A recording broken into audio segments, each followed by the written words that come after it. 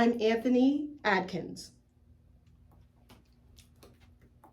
I work as the program coordinator for Deaf and Hard of Hearing Services with the Kentucky Department for Behavioral Health, Developmental, and Intellectual Disabilities, also known by the acronym DBHDID.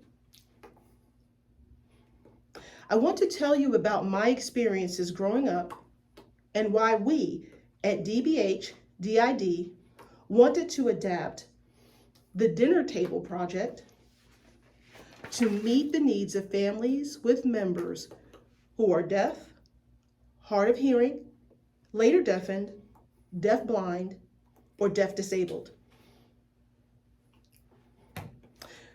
My life experience with my family and dinner time. My family tends to talk without sign. Often, I have to remind them to use sign and voices at the same time. Sometimes they will say, "Hold on, let me finish this conversation."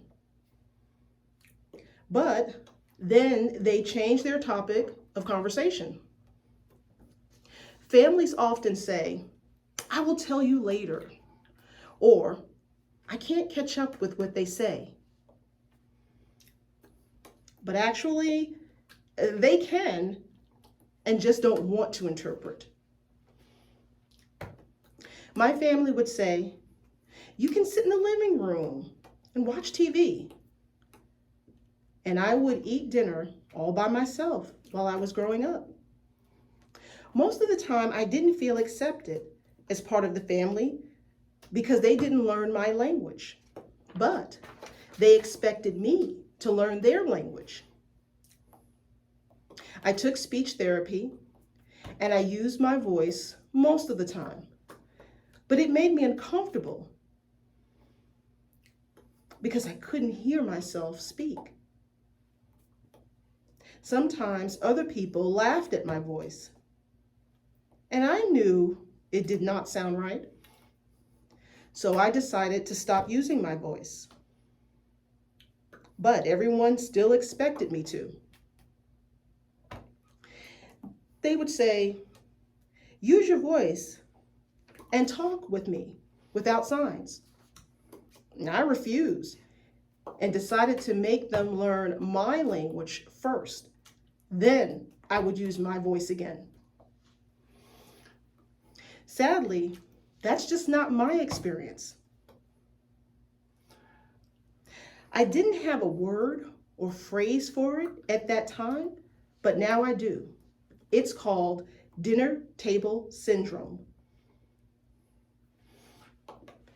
People who are deaf, hard of hearing, or deaf-blind are often left out of conversations during meals and family gatherings. We miss out on important conversations, information about the world around us, and feeling like we belong. DBHID wants to change that. We are partnering with the Dinner Table Project, a prevention program in Kentucky that encourages families to eat together, have fun, and grow closer through conversation. Did you know that it's good for all kids to regularly have meals with their loved ones? Family meals can decrease the risk of substance use, anxiety, and depression, while improving academic performance and self-esteem. Many families don't know how to talk about tough subjects with their youth.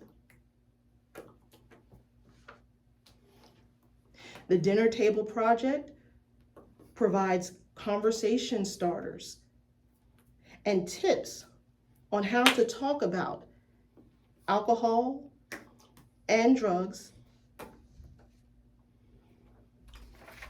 tips to encourage healthy coping skills, recipes, and much more. We think the Dinner Table Project is a great way to reduce dinner table syndrome for Kentucky families.